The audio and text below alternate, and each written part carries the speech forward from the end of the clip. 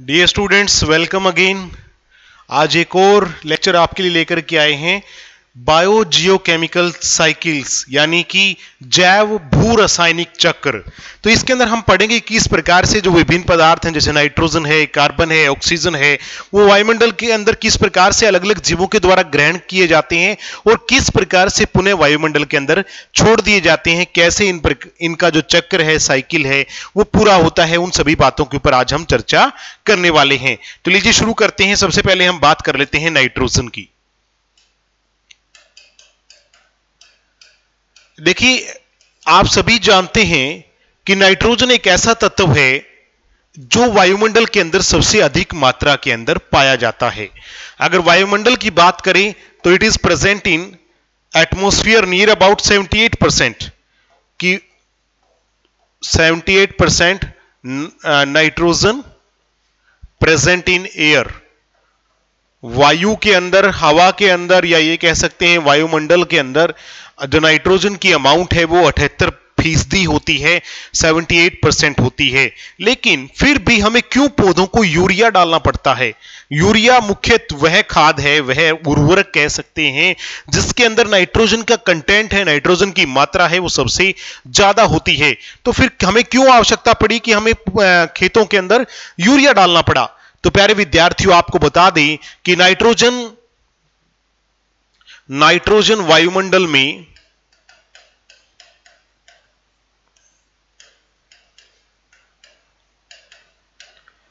N2 के रूप में पाया जाता है। N2 के रूप में पाया जाता है, यानी नाइट्रोजन अणु के रूप में पाया जाता है।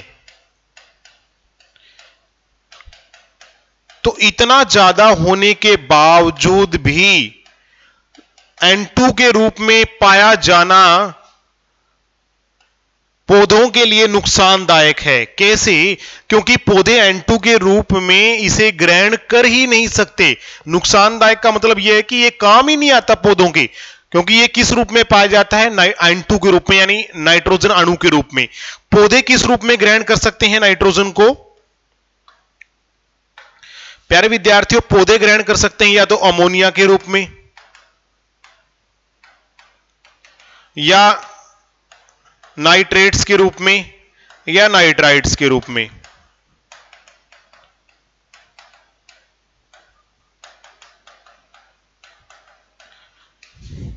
पौधे नाइट्रोजन को केवल इन्हीं रूपों में ग्रहण कर सकते हैं, केवल इन्हीं रूपों में ग्रहण कर सकते हैं। यह बड़ा इंटरेस्टिंग क्वेश्चन है, बहुत बार पेपर में आता है कि पौधे नाइट्रोजन को किस रूप में ग्रहण कर सकते हैं। पाया जाता है नाइट्रोजन N2 के रूप में। अगर पाया जाता अमोनिया के रूप में वायुमंडल में, या नाइट्रेट्स या नाइट्राइट्स के रूप में, तो कोई दिक्कत नहीं होती, पौधों को हमें खाद डालने की आवश्यकता होती ही नहीं। लेकिन पाया जाता है N2 के रूप में, लेकिन इस रूप में पौधे उसको ग्रहण नहीं कर सकते। वो किस रूप में ग्रहण कर सकते हैं? इन्हीं रूपों में। कौन कौन से? अमोनिया, नाइट्रेट्स और नाइट्राइट्स। अब ये रूप कब बनेंगे? तो प्यारे विद्यार्थियों, आपको बता दें कि मुख्यतः ये रूप दो प्रकार से बनते हैं। नाइट्रोजन N2 जो है, जब लाइटनिंग होती है, लाइटनिंग,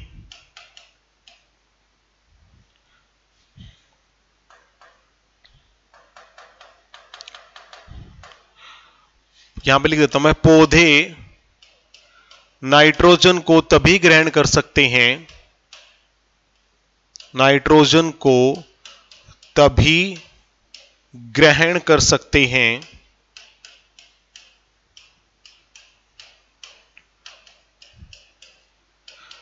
नंबर 1, जब लाइटनिंग हो। लाइटनिंग मतलब बिजली चमकने के दौरान, बिजली चमकने के दौरान, जिसे हम कहते हैं during lightning.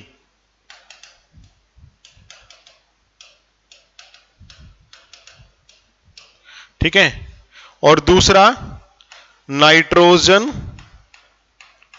Fixing bacteria bacteria के द्वारा। फिक्सिंग का मतलब क्या होता है कि कुछ बैक्टीरिया ऐसे हैं जो नाइट्रोजन को नाइट्राइट्स या नाइट्रेट्स में बदल देते हैं, उन्हें हम बोलते हैं नाइट्रोजन फिक्सिंग बैक्टीरिया के द्वारा। आप एक बार डायग्राम देख लीजिए, उसके बाद हम बात करते हैं। देखिए जब बिजली चमकती है तो नाइट्रोजन नाइट्राइट्स के रूप में बदल जाती है। यहां पर आप देख पाएंगे कि किस प्रकार से जब बिजली चमकी तो वायुमंडल के अंदर जो N2 था वो किस में बदल गया, नाइट्राइट्स के रूप में। इसी प्रकार से जो बैक्टीरिया हैं उनके बारे में भी हम चर्चा करेंगे। यस, यहां से हम स्टार्ट करते हैं। लाइटनिंग यानी बिजली चमकती है तो क्या होता है प्यारे बच्चों, लाइटनिंग में नाइट्रोजन किस में बदल जाती है, NO3 में बदल जाती है, नाइट्राइट्स में बदल जाती है। तो जब बिजली चमकती है तो पौधों को खास तौर से क्या होता है, फायदा होता है। क्यों? क्योंकि इस दौरान नाइट्रोजन का नाइट्राइट्स में स्थानांतरण हो जाता है, चेंज हो जाता है, जिस कारण से पौधे उसका इस्तेमाल कर पाते हैं। दूसरी जो चीज है वो है जीवाणु। प्यारे विद्यार्थियों, ये जीवाणु दो प्रकार के होते हैं। एक होते हैं फ्री लिविंग बैक्टीरिया, यानी मुक्त अवस्था में पाए जाने वाले जीवाणु। मुक्त अवस्था में पाए जाने वाले जीवाणु, ये क्या है, ये वायुमंडल के अंदर मुक्त अवस्था में पाए जाते हैं, जो अपने आप नाइट्रोजन को अमोनिया में या नाइट्रेट्स में बदल देते हैं। जैसे एग्जाम्पल बताता हूं, एक है अजोटोबैक्टर। अजोटोबैक्टर हिंदी में भी अजोटोबैक्टर ही कहते हैं। दूसरा है साइनोबैक्टीरिया, हिंदी में भी साइनोबैक्टीरिया कहते हैं। ये कुछ एक जीवाणु ऐसे हैं जो वायुमंडल की नाइट्रोजन को अपने आप अमोनिया में या नाइट्रेट्स में बदल देते हैं, जिस कारण से पौधे इसका इस्तेमाल कर पाते हैं। तो ये थे फ्री लिविंग बैक्टीरिया। दूसरे होते हैं फलीदार पौधों की जड़ों में पाए जाने वाले बैक्टीरिया। ये फ्री लिविंग नहीं है, ये फलीदार पौधों की। फलीदार कौन से होते हैं, फली वाले पौधे, जैसे मटर है, राजमा है, मूंग है या दालें हैं, ठीक है। तो उनकी जो जड़ों में, फलीदार पौधों की जड़ों में पाए जाने वाले बैक्टीरिया, ये क्या करते हैं, पौधों से इनको बेनिफिट भी है क्योंकि भोजन तो पौधों से लेते रहते हैं।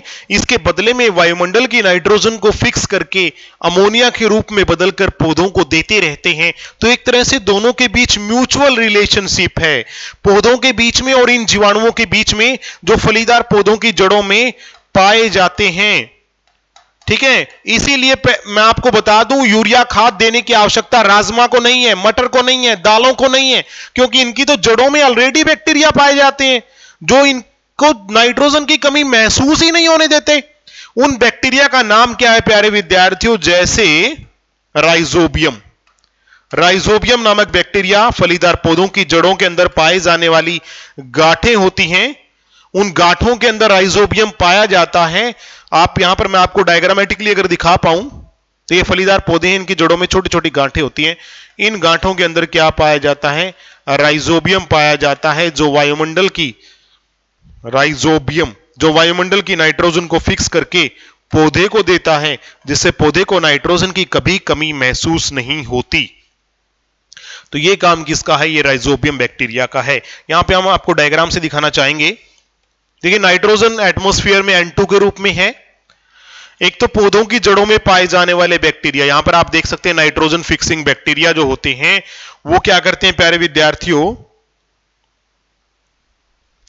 वो एटमॉस्फेयर से नाइट्रोजन पौधे को दे देते हैं और उसको कन्वर्ट कर देते हैं NH3 के रूप में, यानी अमोनिया के रूप में। तो पौधे बड़ी आसानी से इसका इस्तेमाल कर सकते हैं। फिर आगे बैक्टीरिया होते हैं नाइट्रीफाइंग बैक्टीरिया, वो क्या करते हैं, नाइट्रेट्स में बदल देते हैं इसको। ये किस में बदला इन्होंने, अमोनिया में, जैसे राइजोबियम बैक्टीरिया है। आगे नाइट्रीफाइंग बैक्टीरिया ने इनको बदल दिया नाइट्रेट में, और आगे नाइट्रीफाइंग बैक्टीरिया ने फिर से इनको बदल दिया नाइट्राइट्स में। ठीक है। फिर डीनाइट्रीफाइंग बैक्टीरिया होते हैं वायुमंडल में, वो नाइट्राइट्स को वापस नाइट्रोजन में बदल देते हैं। तो इस प्रकार से वायुमंडल के अंदर नाइट्रोजन फिर से दोबारा N2 के रूप में चली गई। तो यानी एक चक्कर यहां पर पूरा हो गया। इसके अलावा जो नाइट्रेट्स के रूप में पौधे फिर से ग्रहण कर लेते हैं, देखिए यहां पर आप देख पाएंगे कि अमोनिया में बदला, अमोनिया से नाइट्रेट बदला, नाइट्रेट से नाइट्राइट्स में, नाइट्राइट्स को पौधों की जड़ें ग्रहण कर लेती हैं। तो अब नाइट्रोजन कहां चला गया? पौधों में चला गया। पौधों को जंतुओं ने खाया तो नाइट्रोजन कहां चला गया? जंतुओं में चला गया। जंतुओं की जब मृत्यु हुई तो वापिस अमोनिया में बदल गया, तो वापिस नाइट्रेट्स और नाइट्राइट से होते हुए N2 यानी नाइट्रोजन के रूप में वापिस नाइट्रोजन इन्वायरमेंट में चली गई। इसके अलावा बिजली जब चमकती है तब भी नाइट्रोजन नाइट्राइट्स में बदल जाती है और वो फिर पौधों के द्वारा इस्तेमाल कर ली जाती है। तो ये कुछ एक प्रोसेस हैं जो नाइट्रोजन चक्र को पूरा करते हैं। इससे अगला चक्र हम देखते हैं, यस, कार्बन साइकिल, कार्बन चक्र। तो प्यारे विद्यार्थियों, कार्बन चक्र को देखिए, वायुमंडल में कार्बन पाया जाता है कार्बन डाइऑक्साइड के रूप में, CO2, और कितने परसेंट पाया जाता है? 0.03% इन एटमॉस्फेयर।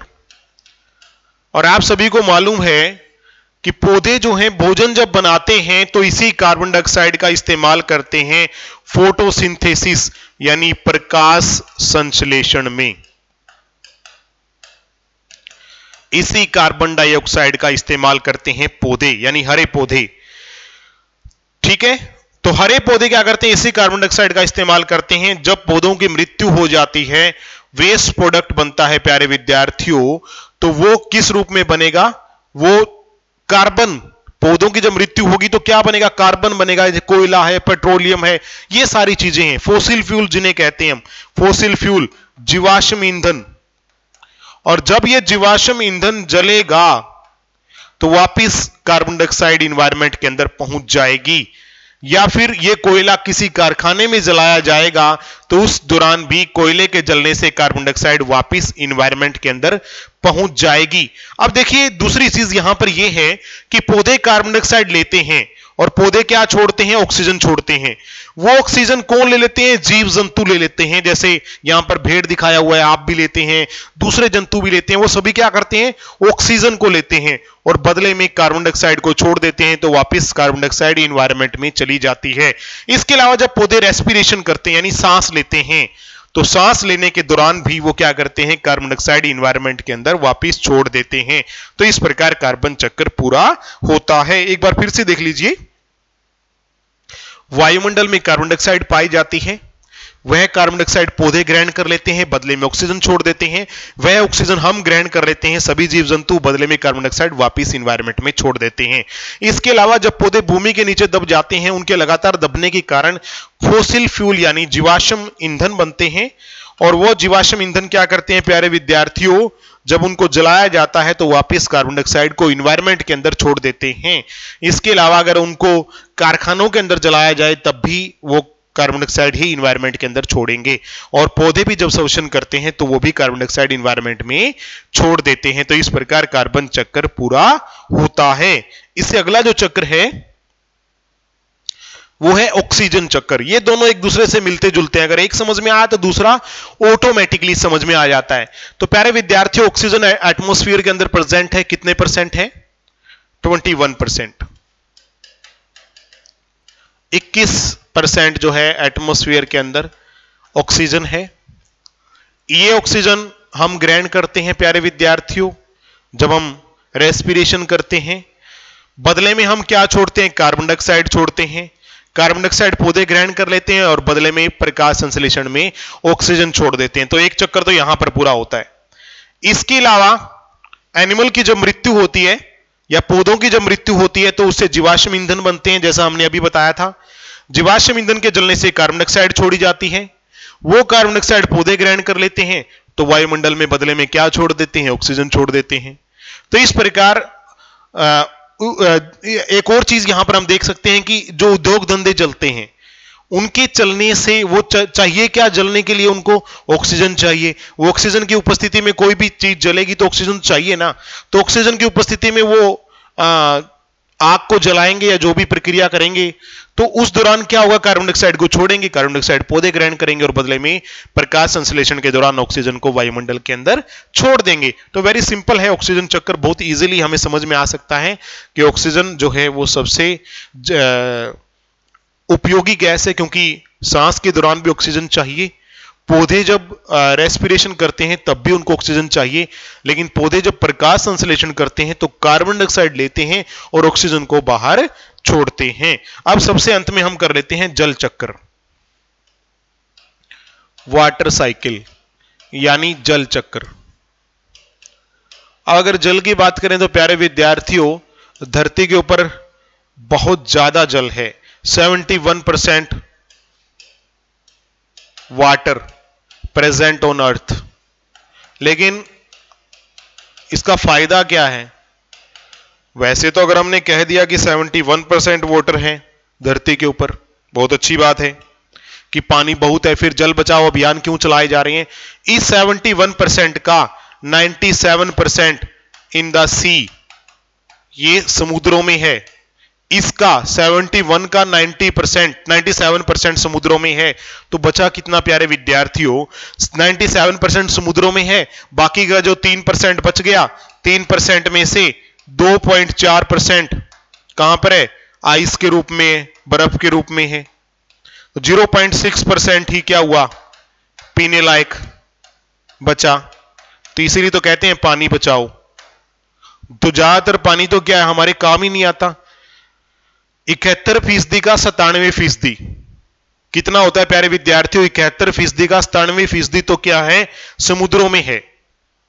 वैसे हमने कह दिया कि 71% पानी है, लेकिन उस 71 का भी 97% यानी लगभग 67-68% तो समुद्रों में है। बच गया जो 3%, उसमें से 2.5% के आसपास ऐसा है जो आइस कैप्स के रूप में अंटार्कटिका के ऊपर या ध्रुवों के ऊपर जमा है, उसका भी अभी इस्तेमाल नहीं हो रहा है। बच गया 0.6%, वही पानी पीने लायक है। इसलिए कहा जाता है बार बार पानी बचाओ, क्योंकि आने वाले समय में पानी की किल्लत बहुत ज्यादा होने वाली है, क्योंकि पानी हमें देखने को भी नहीं मिलेगा। जिस प्रकार से पानी की अभी कहा जा रहा है कि बहुत ज्यादा मात्रा के अंदर पानी वेस्ट हो रहा है, बर्बादी हो रही है, उस बर्बादी को अगर नहीं रोका गया। अब पानी किस रूप में होता है? देखिए, पानी जो है महासागरों में प्रेजेंट है। तो प्रकृति ने एक साइकिल बनाई है, बहुत बढ़िया जादुई साइकिल बनाई है कि उस खारे पानी को शुद्ध किया जाता है इवेपोरेशन द्वारा, वाष्पीकरण द्वारा। वाष्पीकरण में क्या होता है? खारे पानी से केवल साफ पानी को ही वेपर के रूप में यानी भाप के रूप में उठा लिया जाता है।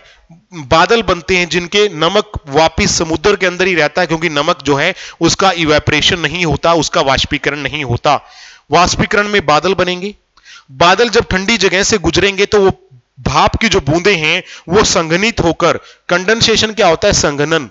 संघनित होकर के वापिस बारिश के रूप में धरती पर आएंगी और वो पानी क्या होगा? वो स्वच्छ पानी होगा, जिसको हम पीने लायक कह सकते हैं। उसके बाद पौधे जो ट्रांसपीरेशन करेंगे, ट्रांसपीरेशन क्या होता है? वाष्पोत्सर्जन। यानी पौधे जब पानी को वायुमंडल के अंदर पत्तियों में पाए जाने वाले छोटे छोटे छिद्र, जिसे हम रंध्र या स्टोमेटा कहते हैं, रंध्रों द्वारा, रंध्र यानी क्या होता है? स्टोमेटा। पत्तियों में पाए जाने वाले छोटे छोटे छिद्र, उनकी सहायता से पौधे क्या करते हैं? वायुमंडल के अंदर लगातार पानी को छोड़ते रहते हैं। तो इस प्रकार से भी पानी वायुमंडल में जाता है और फिर वही एक तरह से अगर कहा जाए तो वाष्प के रूप में जाता है, बादल बनते हैं और बादल फिर वर्षा के रूप में पानी को पुनः पृथ्वी के ऊपर ले आते हैं। तो प्यारे विद्यार्थियों, इस प्रकार से वाटर साइकिल यानी जल चक्र चलता रहता है। तो ये हमारे आज के जो थे 4 साइकिल थी। नाइट्रोजन साइकिल, यहां से आपको यह भी पता लगा कि नाइट्रोजन किस प्रकार से पौधे ग्रहण कर सकते हैं। कार्बन साइकिल को हमने पढ़ा, उसके बाद ऑक्सीजन चक्र को पढ़ा और लास्ट के अंदर हमने ये जाना कि वाटर क्या है, कितने % है, किस प्रकार से वाटर साइकिल पूरी होती है और हमारे पीने योग्य पानी की मात्रा कितनी है और हमें पानी को क्यों बचाना चाहिए। तो प्यारे विद्यार्थियों, आज के टॉपिक में इतना ही। तो बायोजियोकेमिकल साइकिल का ये जो चक्र था कैसा लगा जरूर बताना। आगे जल्द ही आपसे नए लेक्चर के अंदर मुलाकात होगी। तब तक के लिए थैंक यू वेरी मच। जय हिंद।